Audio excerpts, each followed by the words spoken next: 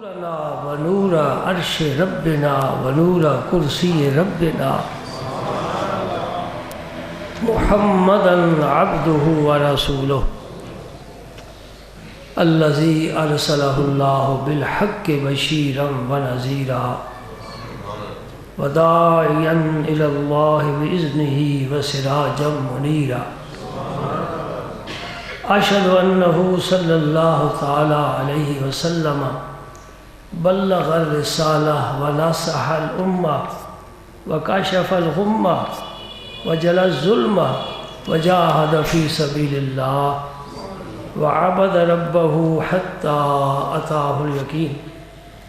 اللهم صل على سيدنا محمد وعلى آل سيدنا محمد وبارك وسلم. اللهم صل وسلم على رسولك الكريم وآلہ الطاہرین رب اغفر وارحم وانت خیر الراحمین. اما بعد فاعوذ باللہ من الشیطان الرجیم. بسم اللہ الرحمن الرحیم.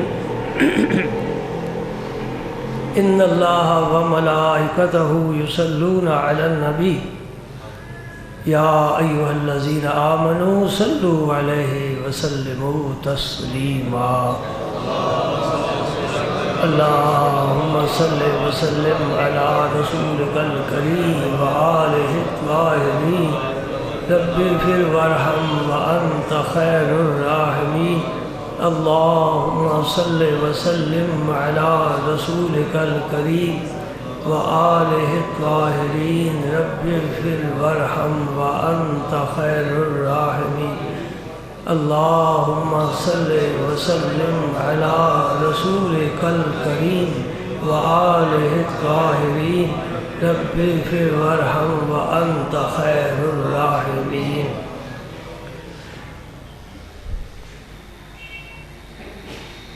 بندہ پروردگارم امت احمد نبی. بندہ پروردگارم امت احمد نبی. دوست دار چار یارم تابع اولاد علی. مذہب حنفی دارم ملت حضرت خلیل.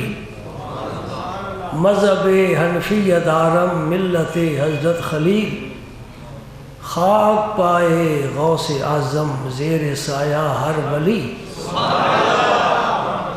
خاک پائے ہند الولی زیر سایہ ہر ولی. سناگو پتہ پتہ ہے خدایا دم بدم تیرا. زمین و آسماں تیرے ہے موجود و عدم تیرا. تیرا کھا کر تیرا شکوہ کریں یارب. تیرا کھا کر تیرا شکوہ کریں یارب. تعجب ہے کہ ان پر بھی لہے لطف و کرم تیرا.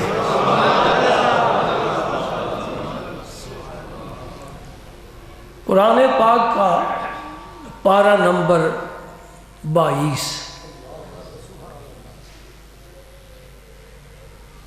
آخری 2 آیتیں میرے آقا کریم رؤوف الرحیم رحمت للعالمین خاتم النبیین صلی اللہ علیہ وسلم کی ازواج مطہرات سے متعلق ہے.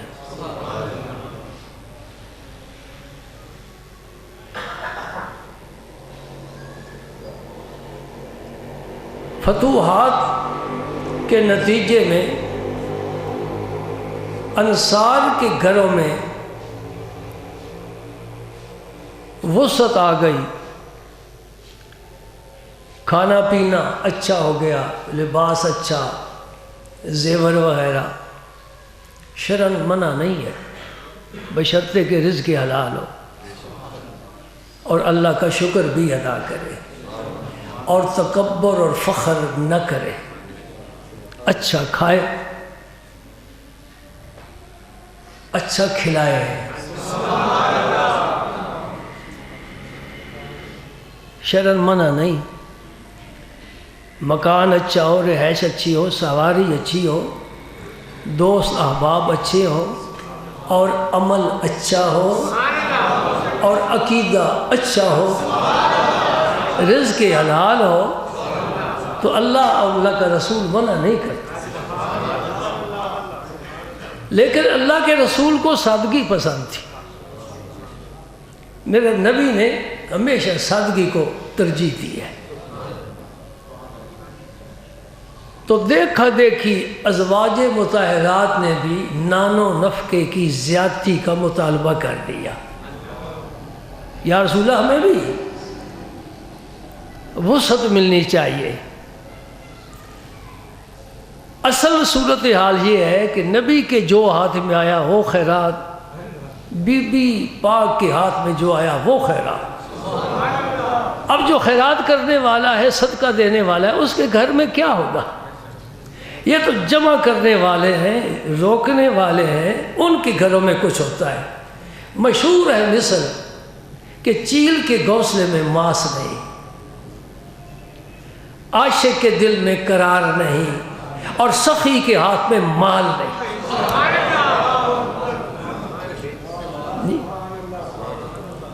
جو بینک کی کاپی اٹھائے پھرتے ہیں نا، وہ سخی نہیں ہے، سخی حسین ہے، سخی حسن مجتبی ہے، آنکھوں کا دو آنکھوں کا نور۔ امام حسن نے اپنی زندگی میں 2 مرتبہ، ایک دفعہ نہیں 2 مرتبہ اعلان کیا تھا مدینہ پاک میں کہ لوگوں، حسن کے گھر میں جو کچھ ہے وہ سب کے لیے حلال ہے، اٹھا کر لے جاؤ۔ امام حسن مطوع نے 2 دفعہ اپنا گھر لٹوایا ہے، خود لٹوایا ہے، اور جس کو بھی دیتے تھے یوں نہیں دیتے تھے، ہاتھ بھر کر دیتے تھے، اور پھر معذرت بھی کرتے تھے۔ حضرت عائشہ صدیقہ رضی اللہ تعالی عنہ کے پاس حضرت امیر معاویہ رضی اللہ تعالی عنہ کی طرف سے 70,000 درہم بطور نذرانہ آئے۔ آپ بیٹھ گئی، لونڈیوں سے فرمایا ادھر آؤ، اتنے اس کو دے کر آؤ، اتنے اس گھر میں دے کر آؤ، اتنے اس بیوہ کو دے کر آؤ، اتنے اس یتیم کو دے کر آؤ۔ شام ہو گئی، سارا لٹوا دیا۔ افطاری کا وقت آیا، لونڈی سے فرمایا افطاری کے لیے کوئی چیز ہے؟ اس نے کہا حضرت آپ نے سارا ہی بانٹ دیا ہے، کوئی 1-2 درہم رکھ لیتے، میں کوئی چیز خرید لیتی۔ عائشہ صدیقہ فرماتی تو نے مجھے اس وقت کیوں نہیں یاد کرایا؟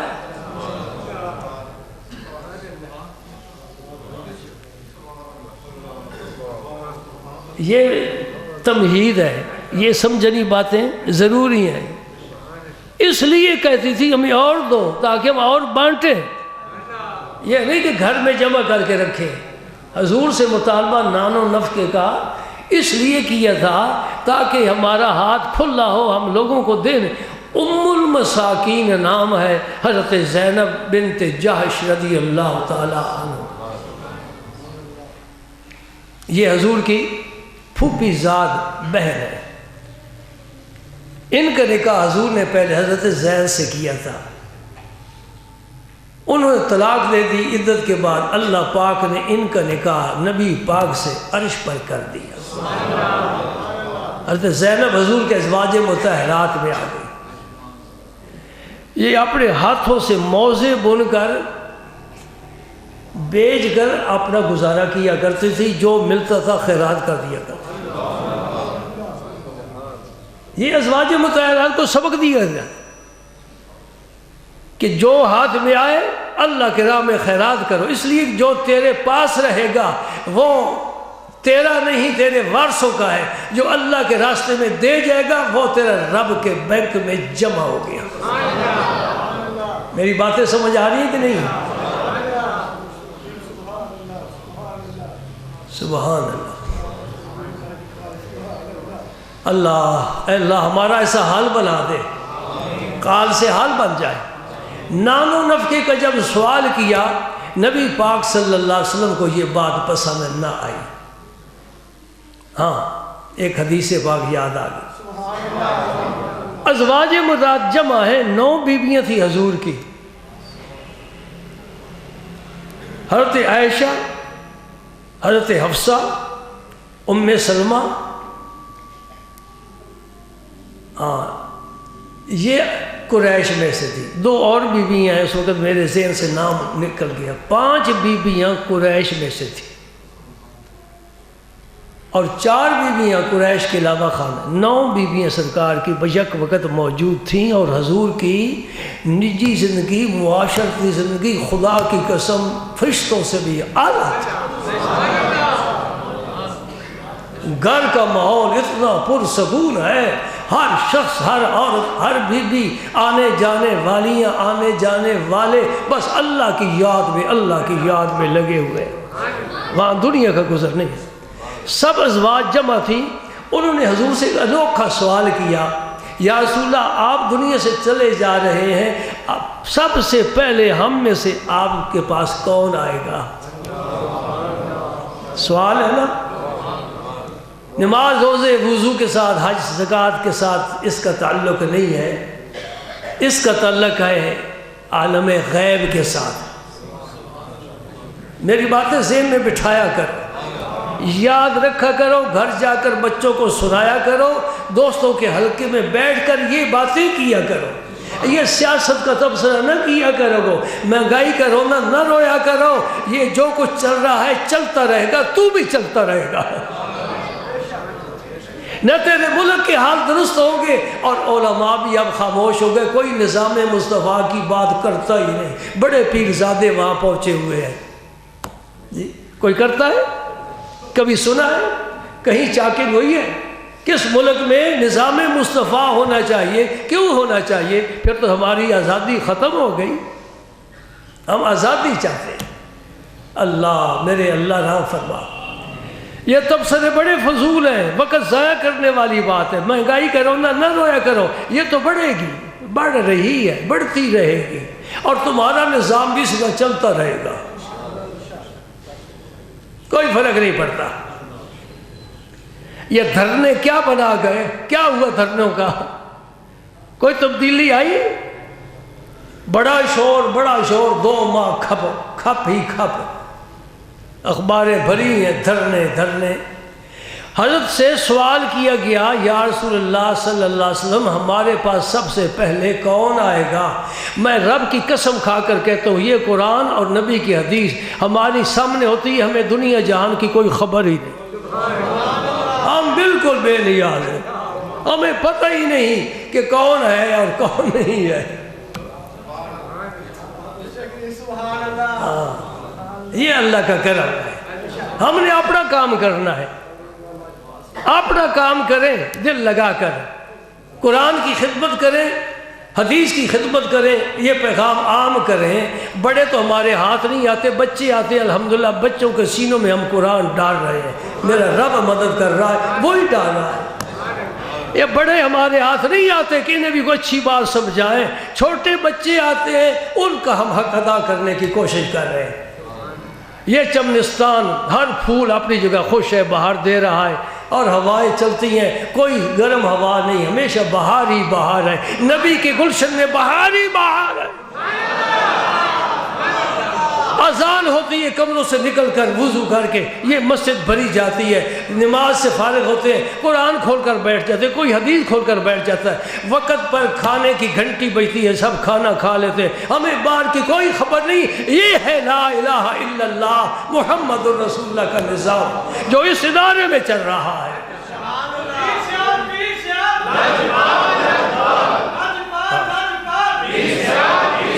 سنیے میرے دوستوں، سوال کیا گیا. ازواج مطہرات نے حضور سے پوچھا، یا رسول اللہ سب سے پہلے آپ کے پاس کون آئے گا؟ سب بیویوں کو یہی خواہش ہے کہ میرا نام آ جائے، میرا نام آ جائے. حضور فرمائے، ہاں عائشہ تو پہلے میرے پاس آئے گی. تو باقیوں کی دل شکنی ہو جائے گی. حفصہ تو پہلے آئے گی، وہ تو خوش ہو جائیں گی. باقی کہ ہمارا نام کیوں نہیں حضور نے لیا؟ میرے نبی نے بات ہی ایسی پیاری فرما دی نا. پیارے کی منہ سے پھول ہی آتی ہے. پیارا جہاں سے گزرتا ہے سارا ماحول معطل کر کے جاتا ہے.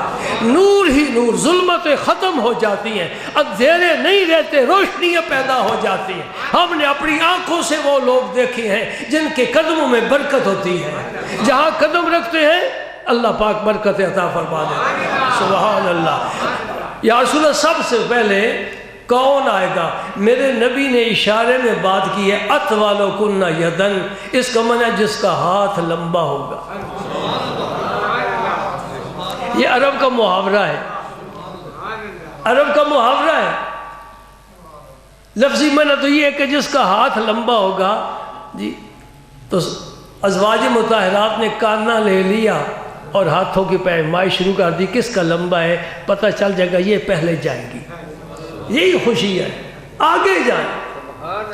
ہم کہتے ہیں ہم یہیں رہیں، یہاں کیا ہے؟ گھروں میں نفاق ہے، بھائیوں میں اختلاف ہے، کاروبار چلتا نہیں، ہاتھ تنگ ہے، بیماریاں الگ ہیں، علاج مہنگے ہیں، ڈاکٹروں کی فیسیں ہی نہیں دے سکتے. کبھی گرمی ستاتی ہے، کبھی سردی ستاتی ہے، کبھی کچھ ہو رہا ہے، کبھی کچھ ہو رہا ہے. وہ جانے والے جو پہنچ کے اپنی منزلوں پر خدا کی رحمت کی آغوش میں آ گئے، وہاں نہ گرمی ہے، نہ سردی ہے، نہ دھوپ ہے، نہ پیاس ہے، نہ بھوک ہے، نہ پریشانی ہے، نہ لڑائی ہے، نہ جھگڑا ہے، نہ اخبار ہے، نہ اغوا ہے، نہ قتل ہے. ایسا جہان ہے، ایسا جہان ہے جہاں امن ہی امن، سکون ہی سکون، پیار ہی پیار ہے. لیکن ہمارا جی نہیں چاہتا، ہم کہیں کہ کسی نے ہمیں زبردستی لے جانا ہے، ہم یہاں ہی دل لگا کر بیٹھے ہیں. جی جو بھی مجھے فون کرتا ہے نا، الحمدللہ تھوڑے کرتے ہیں، تھوڑے فون کرتے ہیں، کیونکہ اب ہماری منزل آگے چلی گئی ہے نا.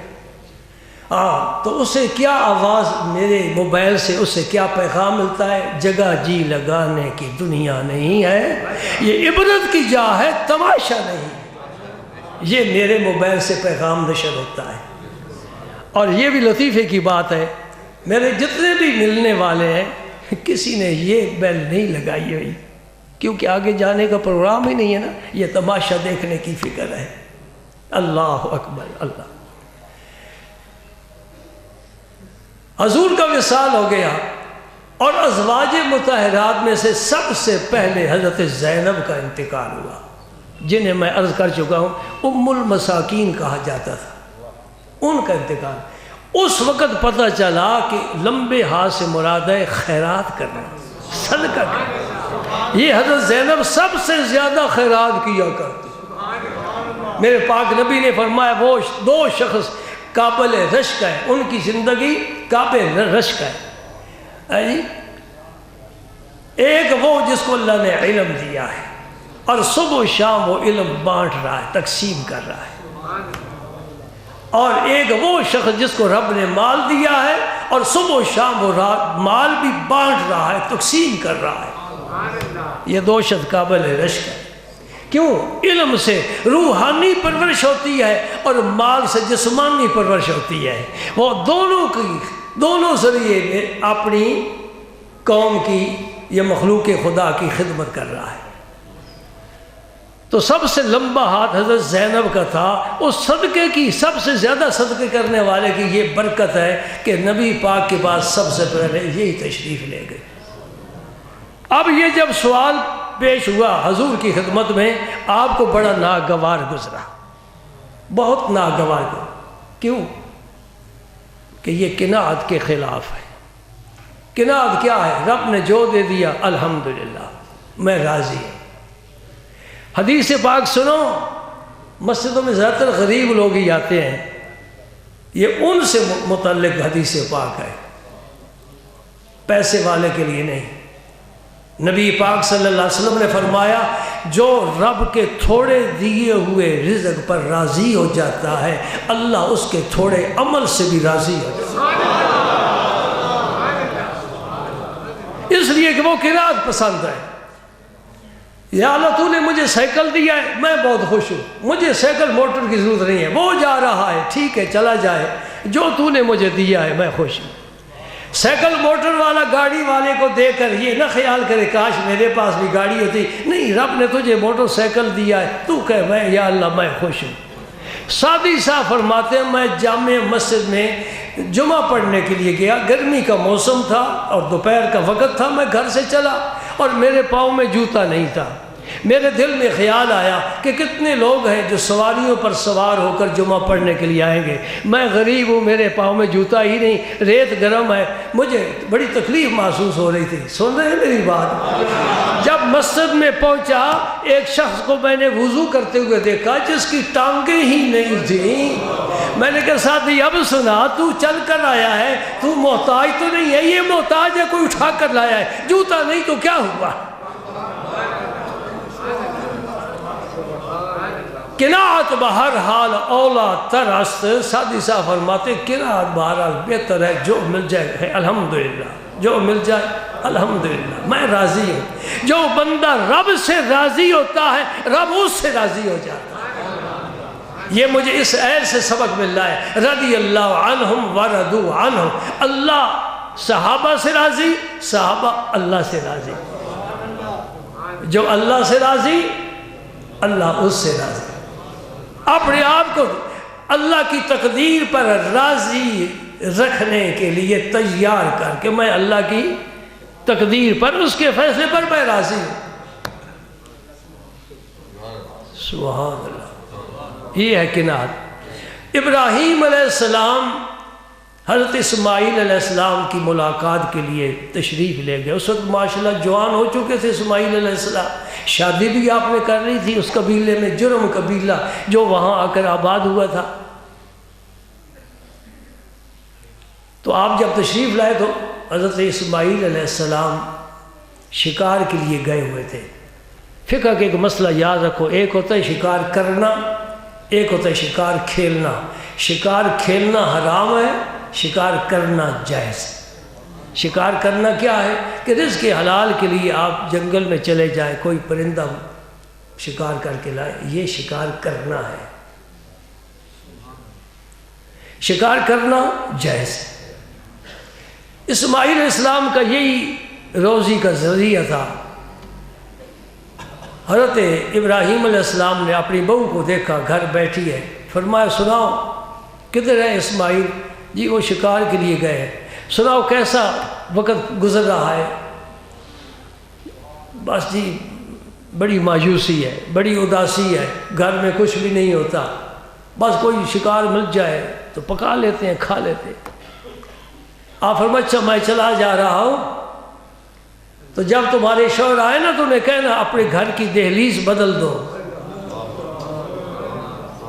اللہ اللہ، ہم شکل و صورت دیکھتے ہیں، رنگ روپ دیکھتے ہیں، خد و خال دیکھتے ہیں، قد و قامت دیکھتے ہیں، کوٹھی دیکھتے ہیں، کاریں دیکھتے ہیں، جہیز کتنا ملے گا، تعلیم دیکھتے ہیں۔ اللہ کا پیغمبر اندر جھانک کر اندر کے حالات دیکھتا ہے، اس کے دل میں کیا ہے۔ میرے استاد فرمایا کرتے تھے کہ آرمی میں جب کسی کو بھرتی کیا جاتا ہے یا پولیس میں بھرتی کرتے ہیں، چھاتی دیکھتے ہیں، چھاتی کے اندر جو دل دھڑکتا ہے اسے نہیں دیکھتے۔ دیکھنا تو اس کو چاہیے نا، باڈی کو نہیں دیکھنا چاہیے، دیکھنا چاہیے اس کے دل میں اپنے وطن کی محبت کتنی ہے، دین سے کتنا پیار کرتا ہے۔ اس لیے حضور نے فرمایا کہ رشتہ لینا ہو تو دین کو دیکھو۔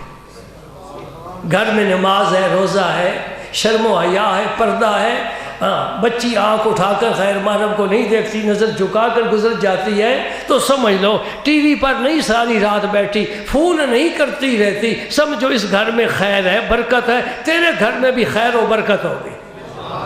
آج کہتے ہیں طلاق کی شرح بڑھ گئی اس لیے کہ ہمارا انتخاب صحیح نہیں ہے۔ جی انتخاب درست بنانا۔ جب حضرت اسماعیل آئے تو انہیں خوشبو آئی اپنے باپ کی، اللہ کے پیغمبر کی، پیغمبر بھی خلیل اللہ۔ تو اپنی بیوی سے پوچھا کوئی آئے تھے؟ ہاں جی ایک بزرگ آئے تھے، سفید ریش سفید بال۔ یہ بھی بات یاد رکھنے والی ہے، آدم علیہ السلام کی اولاد میں سے سب سے پہلے سفید بال ابراہیم علیہ السلام کے، اس سے پہلے کسی کا بال سفید نہیں ہوا۔ ابراہیم علیہ السلام نے آئینے میں جب سفید بال دیکھے بڑے عجیب لگے، یا اللہ یہ کیا ہے؟ اللہ پاک نے فرمایا میرے خلیل یہ وقار ہے، وقار یہ تمہاری عزت ہے، اے اللہ اس وقار کو اور زیادہ کر۔ یہ دعا مانگی تھی۔ اللہ کے دوستوں کی باتیں بھی کچھ اور ہیں، ہم کچھ اور قسم کے لوگ ہیں۔ ہاں جی، اگر بے ادبی نہ ہو تو ہم میڈل چائنا ہیں، ہم 3-4 نمبر کے آدمی ہیں۔ بڑے حالات بدل کے دیکھتے لوگوں کے حالات، تم بھی مجھے سناتے ہو، میں دیکھ دیکھ کر سن کر بڑا حیران ہو تو یا اللہ کیا ہو رہا، کیا ہو رہا۔ یہ جو میں نے سلسلہ شروع کیا ہے نا ازواج مطہرات کا، آگے انشاءاللہ ایک بیان آئے گا، معلوم نہیں کس جمعے کو بیان آئے گا، وقت بھی تھوڑا، پیغام میرے زیادہ۔ یہ دعا کیا کرو کہ اللہ پاک مجھے اتنی زندگی اور اتنی مہلت دے دے، میں ایک دفعہ پورے قرآن پاک کو بیان کر لوں۔ بس میں مہلت اس لیے مانگ رہا ہوں کہ اس کی قرآن کی جو امانت رب نے مجھے عطا فرمائی ہے، میں ایک دفعہ آپ تک پہنچا دوں۔ اللہ پاک کے ہاتھ میں فیصلے ہیں، نیتوں کو جانتا ہے اور سارے کام وہ خود ہی کرنے والا ہے۔ اچھا تو پوچھا حضرت اسماعیل علیہ السلام نے کوئی بات آپ نے کی ہے؟ جو مجھ سے یہ پوچھا ہے پھر تو نے کیا جواب؟ میں نے یہ جواب دیا۔ پھر انہوں نے کچھ کہا ہے، کوئی پیغام دے گئے، یہ انہوں نے پیغام دیا گھر کی تہلیز بدل لو۔ فرمایا اچھا اس کا معنی یہ کہ آپ نے مجھے فرمایا یہ تیری بیوی ناشکری ہے، ناشکرہ بندہ پیغمبر کے گھر میں نہیں ہونا چاہیے، اسے طلاق دے کے فارغ کر۔ سبحان اللہ۔ ابراہیم علیہ السلام دوبارہ آئے، اس وقت اسماعیل علیہ السلام نے دوسری شادی فرما لی تھی۔ اتفاق سے آج بھی وہ گھر پر نہیں ہے، شکار کے لیے گئے، تو اپنی بہو سے بات چیت ہوئی، وہی سوال وہی جواب۔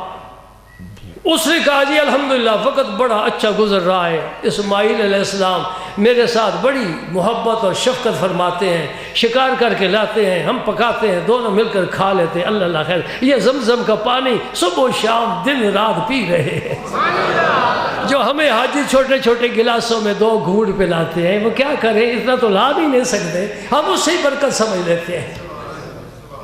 اللہ اکبر، کیسا پانی ہے، کیسا چشمہ ہے، ہزاروں سال ہو گئے ختم نہیں ہوا، قیامت تک نہیں ختم ہوگا، ایسا چشمہ ہے۔ اور اس میں دودھ والی بھی خاصیت ہے، پانی والی بھی خاصیت ہے۔ دودھ بھوک کو مٹاتا ہے، پانی پیاس کو مٹاتا ہے۔ زمزم شریف پی کر حضرت ابو ذر غفاری نے 3 دن گزارے تھے بغیر کچھ کھائے۔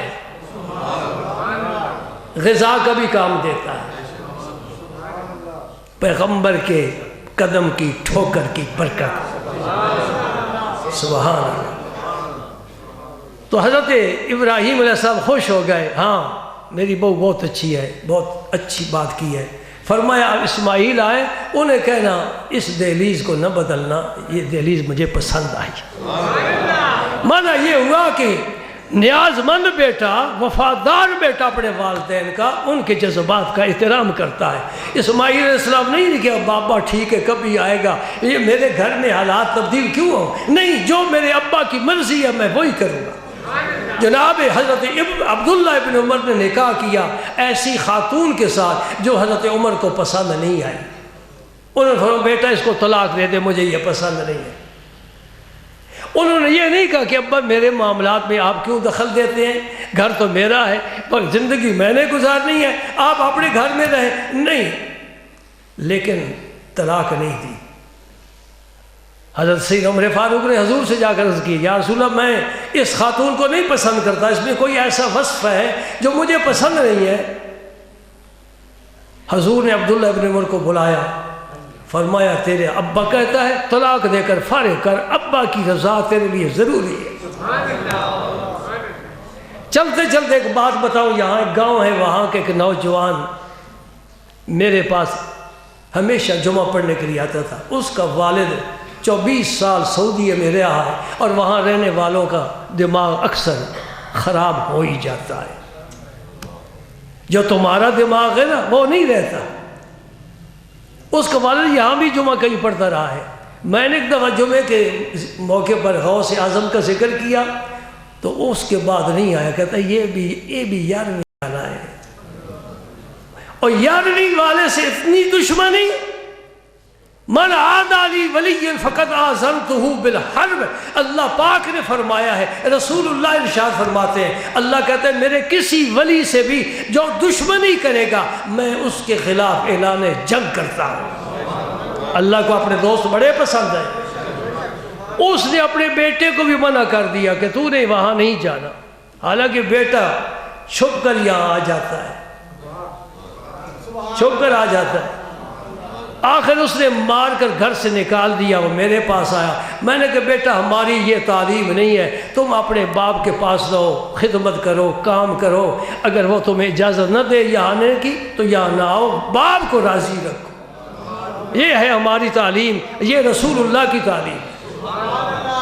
اور اپنا عقیدہ تیرا پختہ ہے، پختہ ہے، وہ نہیں بدل سکتا۔ یہاں نام رسول اللہ کا لکھا ہوا ہے، کوئی ظالم مٹا دے، جو تمہارے سینوں میں لکھا ہے کون مٹائے گا؟ جی یہاں سے مسجدوں میں مٹاتے ہیں، یا رسول اللہ لکھا ہوا مٹاتے ہیں، میں کہتا ہوں یہاں سے مٹاؤ گے، ایمان والوں کے دلوں میں لکھا ہوا ہے وہ کیسے مٹاؤ گے؟ ہمارے جو مہربان تھے علماء، مشائخ، شاعر بڑے اچھے اچھے گزرے ہیں، ان میں اقبال کا نام تو سر فہرست آتا ہے، یہ شاعر مشرق ہے، ترجمان حقیقت ہے، بات کرتا ہے فتح کی، بات کرتا ہے محبت کی، بات کرتا ہے نبی کے عشق کی۔ اس نے ہمیں کیا سبق دیا ہے؟ کہتا ہے قوت عشق سے، قوت عشق سے ہر پست کو بالا کر دے، قوت عشق سے ہر پست کو بالا کر دے، دہر میں اسم محمد سے اجالا کر دے، صلی اللہ علیہ وسلم، دہر میں اسم محمد سے۔ وہ بھی کہہ گیا کہ اس جہان میں روشنی نہیں آئے گی جب تک نام گرامی میرے رسول اللہ کا نہیں چمکے گا، اسے آگے بڑھاؤ، سبحان اللہ، دہر میں اسم محمد سے اجالا کر۔ اور پھر فرماتے ہیں در دل مسلم مقام مصطفیٰ است، یہ بات میں بھی یہی کہہ رہا ہوں نا، وہاں مٹا دیا، یہاں لکھا ہوا ہے در دل مسلم مقام مصطفیٰ است، آبروئے ماز نام مصطفیٰ است۔ ان بدعقیدہ مولویوں سے کہہ دے کہ تو لا الہ الا اللہ کے وطن میں آیا ہے، یہ وطن تیرے باپ نے نہیں بنایا، ہمارے مشائخ نے بنایا ہے، تیرا وطن وہ ہے، ہمارا وطن یہ ہے، تیرا عقیدہ ادھر سے آئے۔ دیوبند کدھر ہے؟ پاکستان میں کہ انڈیا میں؟ پھر ادھر جائیں جی، الحمدللہ ہم ادھر بھی ہیں ادھر بھی ہیں، ادھر اجمیر ہے ادھر پاک وطن ہے، الحمدللہ۔ انشاءاللہ ایک دن آئے گا ہم دیکھیں گے یا نہیں دیکھیں گے، آنے والی نسلیں دیکھیں گے، دور نہیں ہے، لال قلعے پر سبز ہلالی پرچم لہرائے گا انشاءاللہ، انشاءاللہ۔ تیاری ہو رہی ہے، میرے رب کے فیصلے بڑے پیارے ہوں گے انشاءاللہ، اسلام پھیلے گا اور زمین کے اس کونے سے لے کر اس کونے تک میرے نبی کا نام گونجے گا۔ در دل مسلم مقام مصطفیٰ آبروئے ماہ نام مصطفیٰ صلی اللہ علیہ وآلہ وسلم۔ نبی پاک صلی اللہ علیہ وسلم کو ازواج مطہرات کی یہ درخواست پسند نہ آئی کہ ان کے دلوں میں یہ خیال کیوں آیا ہے؟ حضور نے ازواج مطہرات سے علیحدگی اختیار فرما رہی، 1 ماہ تک آپ کسی بی بی صاحبہ کے گھر میں نہیں گئے۔ اس کو ایلا کہتے ہیں، اصطلاح فقہ میں ایلا کہتے ہیں۔ پورا مہینہ حضور بالا خانے پر رہے، صحابہ کرام کو بھی مجلس کی سعادت نہیں ملی، نماز کے لیے تشریف لاتے تھے اور اپنے بالا خانہ پر چلے جاتے تھے۔ جو دور بیٹھنے والے صحابی تھے انہوں نے یہ سمجھا کہ شاید حضور نے ازواج مطہرات کو طلاق دے دی ہے، فارغ ہو گئی، لیکن ایسا معاملہ نہیں تھا۔ 3 طرح کا شوہر کو قرآن نے حکم دیا ہے اگر بیوی نافرمانی کرے۔ کیا کرے؟ شوہر کیا کرے؟ جذبات میں آ کر فوراً طلاق نہ دے دے. پہلا حکم یہ ہے کہ اسے سمجھائے بجائے، نصیحت کرے. اگر نہ سمجھے، دوسری بات بستر الگ کرے. یہ قرآن پاک کی آیت کا میں ترجمہ کر رہا ہوں. بستر علیحدہ کر لے. یہ بھی نہ بات ہو وَاضْرِبُوهُنَّ، پھر مار اس کو. جی یہ مارنے کا حکم بھی میرے رب نے دیا ہے. یہاں تو کہتے ہیں مار نہیں پیار. بعض دفعہ مارنا بھی پڑتا ہے، بعض دفعہ پیار بھی کرنا پڑتا ہے. درستی و نرمی بہم در بیاس. تم کچھ چیزیں ٹھنڈی کھاتے ہو، کچھ گرم چیزیں کھاتے ہو، ایسا ہوتا ہے نا. کوئی میٹھی کھا لیتے ہو، کوئی نمکین کھا لیتے ہو. یہ توازن رہتا ہے. وَاضْرِبُوهُنَّ، رب فرماتا ہے کہ پھر انہیں مارو، راہ راست پر لاؤ اسے. وہ تمہارے ماتحت ہے، تم حاکم ہو، وہ محکوم ہے. تم کما کر لاتے ہو، وہ بیٹھ کر کھاتی ہے، تمہیں پکا کر دیتی ہے. اس سے پیار بھی کرو، لیکن اس کی تربیت کے لیے اسے مارو بھی صحیح، سزا بھی دو. یہ حکم ہے قرآن پاک. نبی پاک صلی اللہ علیہ وسلم نے علیحدگی اختیار فرمائی، مارنے کی نوبت نہیں آئی. نبی نے پوری زندگی کسی کو مارا ہے ہی نہیں. یہ رسول اللہ کا کمال ہے. ہم نے ضرور کہیں نہ کہیں تھپڑ مارا ہے، کسی چھوٹے بھائی کو مار دیا، بچے کو مار دیا، استاد شاگرد کو مار دیا. کہیں نہ کہیں ہمارا ہاتھ یہ داغدار ہوا ہے. نبی کے ہاتھ پر یہ داغ نہیں، سرکار نے کسی کو نہیں مارا. ہاں ایک شخص نے بد کلامی کی، حضور کو اذیت پہنچائی. امیہ بن خلف، یہ سردار تھا ابو جہل کی طرح، ابو لہب کی طرح، بدبخت تھا. نبی پاک کو غصہ آ گیا، فرمایا میں تجھے چوکا دوں گا اور تجھے قتل کر کے چھوڑوں گا. انہوں نے کہا میرے جیسا جوان اور تو مجھے قتل کرے گا. اور پھر ایسے ہی بدر کے میدان میں حضور نے نیزہ لے کر نا اس کو یوں اشارہ کیا، وہ نیزہ لگ ہی گیا. وہ بھاگا، مجھے محمد نے قتل کر دیا ہے. اس کی ٹیم نے، لشکر نے کہا کچھ بھی نہیں ہوا. اس نے کہا نہیں، انہوں نے کہا ہے میں نے تجھے قتل کرنا ہے، اب میں نہیں بچ سکتا. اب وہ مار ہی گیا. بس ایک سرکار کا یہ واقعہ ہے، اور مارنے کا کوئی واقعہ نہیں کہ حضور نے کسی کو مارا ہو. یہ میں نے اس آیت کریمہ کا شان نزول بیان کیا ہے. اور یہ آیت ہے یا ایھا النبی قل لازواجک ان کنتن تردن الحیاۃ الدنیا وزینتها فتعالین امتعکن واسرحکن سراحا جمیلا وان کنتن تردن اللہ ورسولہ سبحان اللہ والدار الآخرہ سبحان اللہ فإن اللہ اعد للمحسنات منکن اجرا عظیما. ان دو آیتوں کے بارے میں گفتگو کرنا چاہتا تھا، لیکن سارا وقت اس کے شان نزول کے بیان میں گزر گیا. اب اللہ تعالیٰ کو منظور ہوا، توفیق عطا فرمائی تو آئندہ جمعہ انشاءاللہ میں ان آیات کا معنی اور مفہوم عرض کروں گا.